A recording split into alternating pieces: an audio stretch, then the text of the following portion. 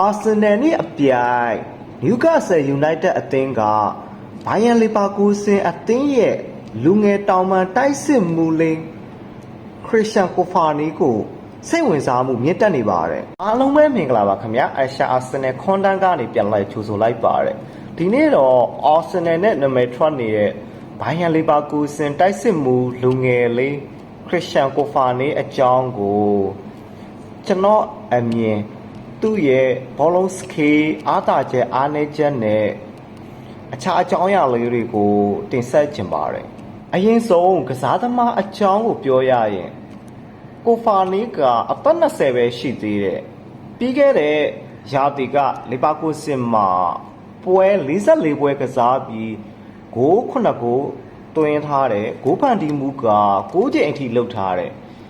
သူကတိုက်စစ်မှာနေရာဆုံးကစားနိုင်တဲ့လူငယ်လေးတစ်ယောက်ဖြစ်တယ်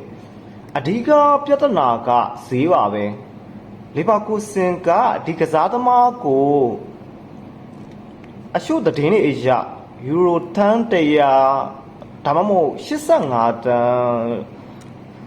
တောင်းဆိုထားတာကိုကျွန်တော်သတင်း2ခု3ခုလောက်မှတွေ့ရတယ်။ဘိုင်ယန်လီဗာပူးစင်အသင်းကပြီးခဲ့တဲ့နှစ်ကသူ့ကို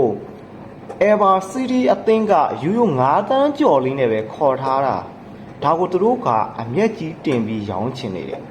။ဒါကိုအာဆင်နယ်နဲ့နယူကာဆယ်အသင်းကလည်းဒီဈေးကိုမပေးချင်ပါဘူး။ဟုတ်လဲဟုတ်ပါတယ်။ဈေးကအရန်မြင့်နေပါတယ်လူငယ်ဆိုပေမဲ့လည်းဒီဈေးကတော့မဖြစ်သင့်ဘူးလို့ကျွန်တော်အမြင်ပြောပြခြင်းဖြစ်ပါတယ်ခရစ်စတန်ကိုဖာနီရဲ့အားသာချက်တွေက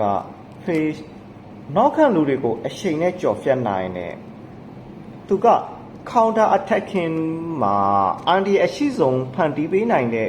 တိုက်စစ်မှုအမျိုးအစားပဲနောက်တစ်ချက်က physical strength ကိုလုံးကိုပေါက်ကောင်းတယ်အသက်က20ပဲရှိသေးတယ်ကိုလုံးကိုပေါက်ကလည်းတန်ပါတယ် Central Back တွေနဲ့ထိတ်တိုက်ရင်ဆိုင်နိုင်ပြီးဘောလုံးကိုကာထားနိုင်တယ်သူရဲ့ခန္ဓာကိုယ်နဲ့ကာထားနိုင်တယ်နောက်တစ်ချက်က dribbling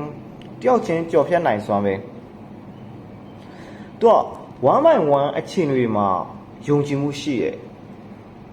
နေရာချင်းတဲကနေလွတ်အောင်ထွက်နိုင်စွမ်းလည်းရှိရဲ့နောက်တစ်ချက်က finishing အဆုံးသတ်ကောင်းတယ်ညာချေကိုအဓိကအသုံးပြုပေမဲ့ဂိုးရှိမှာအေးအေးဆွေးဆွေးအဆုံးသတ်နိုင်တယ်